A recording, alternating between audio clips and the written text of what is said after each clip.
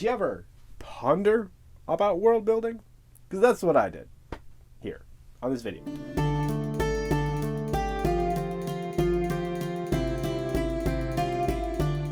Hello! Welcome to the Ponderings of Pete. Emphasis on the ponderings this time. I am Pete.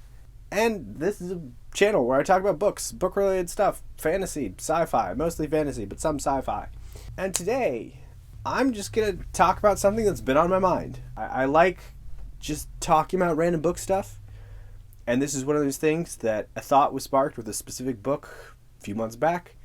And I've been kind of developing like my thoughts on these things and like just putting together a vaguely informative video that's just me talking about things I like in books. And today we're going to talk about world building. But first, if you are new here, thank you for coming. I really appreciate you popping by. There is a like button down below. There is a subscribe button if you really want to see more. There is a comment box button. I don't know, YouTube's changing things. That is also down below if you want to leave a comment about, your favorite world building techniques that you've seen. And if you have comments about anything in this video, please let me know. I'm always happy to talk about these things. You can also talk about these things with me in my Discord that is linked down below as well. Feel free to pop in, say hi, talk about books, all that jazz. If you are returning, thank you so much. You're awesome. I really appreciate all of y'all guys' support and just everything, watching the videos, to commenting, to talking to me on Discord. So thank you so much. Feel free to drop more comments. Feel free to, talk to me more. All that jazz. And without further ado, let's talk some world building. So in my pondering process, I was like, what are some elements of world building that I like? What are some elements that I might not like? What are some things, like, how is this thing done? So in the process of pondering about elements of world building, I guess I had to, define world building along this way somehow. And I would define it as kind of the definition of the world that envelops the characters in the story.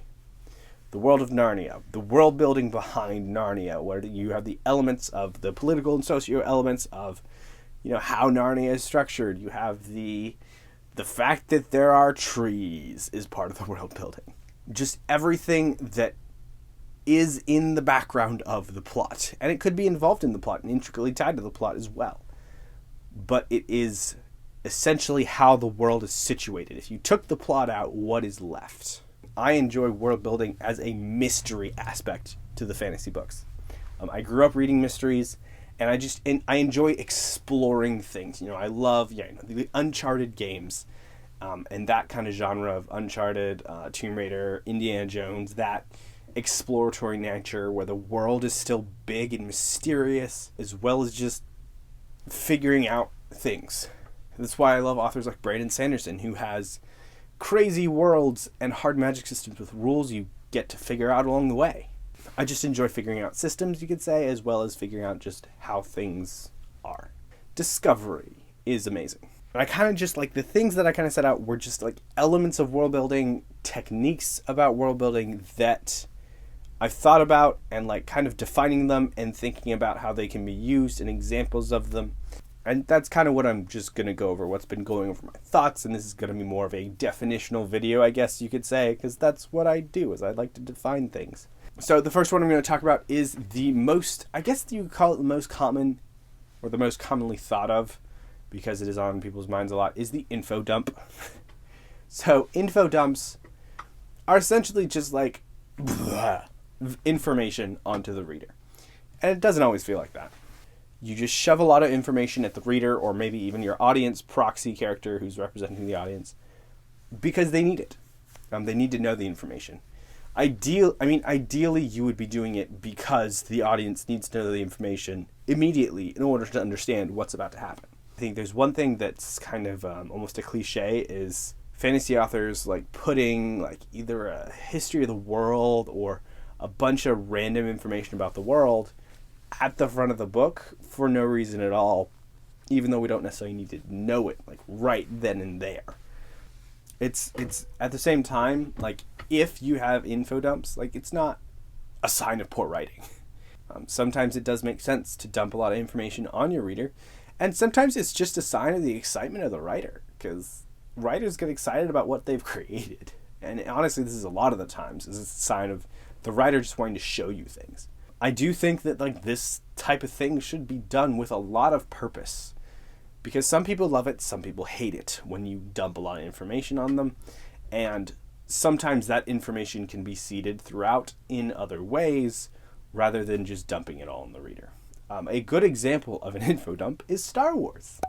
So you know that opening crawl, where everything goes down the screen?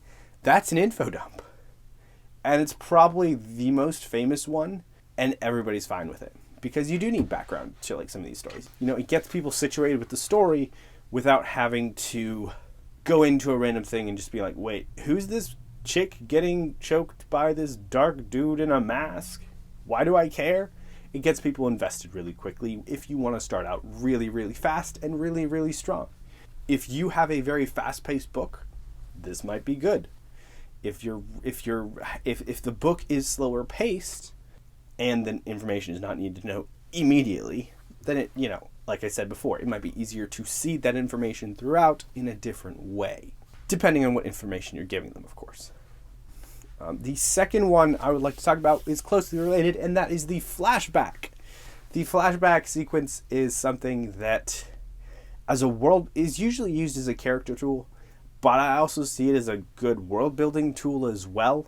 So when you have a flashback and maybe you're building a character, like Stormlight Archive, every book it's a flashback book for a specific character. So you have flashbacks from those characters, and it's trauma. Some of these are actually really good at world building because you see the change. Specifically in Oathbringer, which is the third book of the Stormlight Archive, you see how a specific country was before a specific event.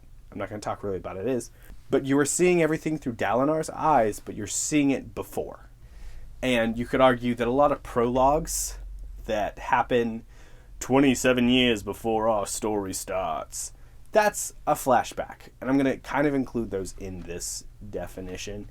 Flashbacks are just events that happened before. They are the strongest at showing change from one time to another, as well as, of course, character arcs. The next one is one of the more nebulous ones because it's kind of like everything, and that is experience. So you show how the world is built and how the world works through the eyes of an experience that the character has. The example I'm going to use is a celebration. So you can info dump, oh, this city celebrates the summer solstice and it's all about XYZ and blah, blah, blah. Or you can show an experience through the character's eyes with the summer solstice. You can show this preparation for the summer solstice celebrations and why people are excited for that. You can show the actual celebrations and the character participating in those celebrations.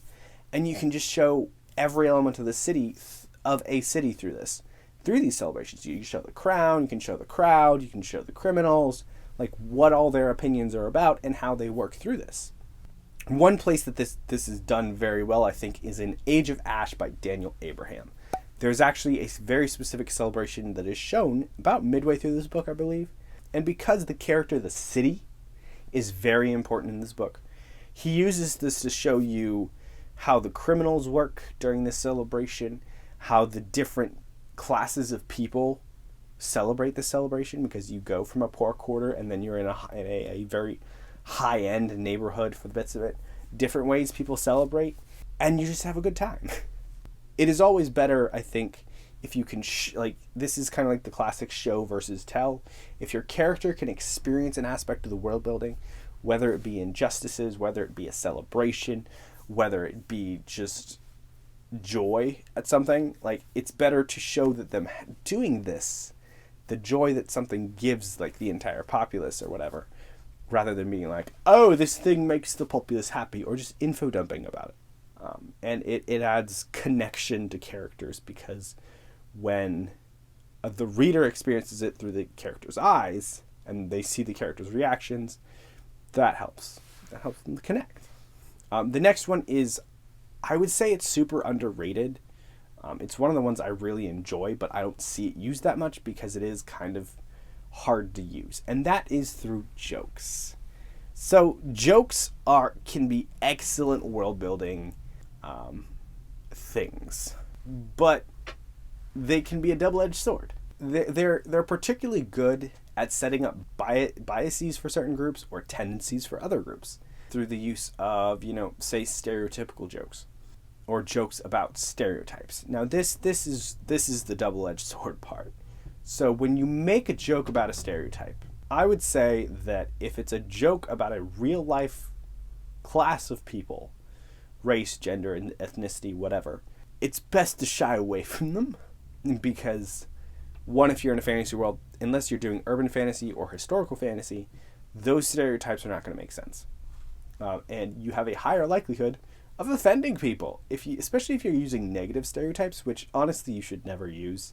Negative real-world stereotypes in books, especially not in jokes, because mainly it's just insensitive. But you can use jokes to show tendencies, because stereotypes, one of the ways stereotypes forms is through a tendency of a group of people. I mean, for instance, basic white girls. One of the attributes of the basic white girl stereotype is that they love Starbucks. And I worked at Starbucks for a fair bit of my college years, and I can confirm, basic white girls love Starbucks. Like, it is a stereotype based on a factual tendency of a group of people. White girls are not monolithic. Not all of them like Starbucks. But basic white girls tend to like Starbucks, and thus we have an element of the stereotype. And if somebody doesn't know about that tendency, you can joke about it and then confirm it with a later scene. One book that I thought did this well was the book that kind of started this entire thought process off, and that is Nine Fox Gambit. So Nine Fox Gambit has specific jokes about specific families of people and about how their tendencies are, and the author uses that to reinforce stuff that happens later in the plot. Like, it builds an expectation over this certain group, because not only is the tendency joked about, but it's confirmed in all seriousness. If you use a negative stereotype in a book that's potentially harmful to a certain class of people within your book, not real life people, that shows, biases and prejudices, I would expect that would be, demonstrably shown to be false at some point, or shown to be, hi, this is the wrong opinion. Otherwise, it's just, hi, are you approving of fantasy racism? I don't know. But those are ways to set up expectations for a certain rank of people, and then you can either confirm that tendency, or you can have a character that bucks that tendency. So the jokes create an expectation in the mind of the reader, I think. And it's important to do something with that expectation that you've made about the world through characters. Joking randomly about the world and telling about the world through a joke can work sometimes. But I think if you're going to build an expectation, you should try to follow through with it. And that element is actually really similar with the very last thing I want to talk about, which is world building through implication or through assumption.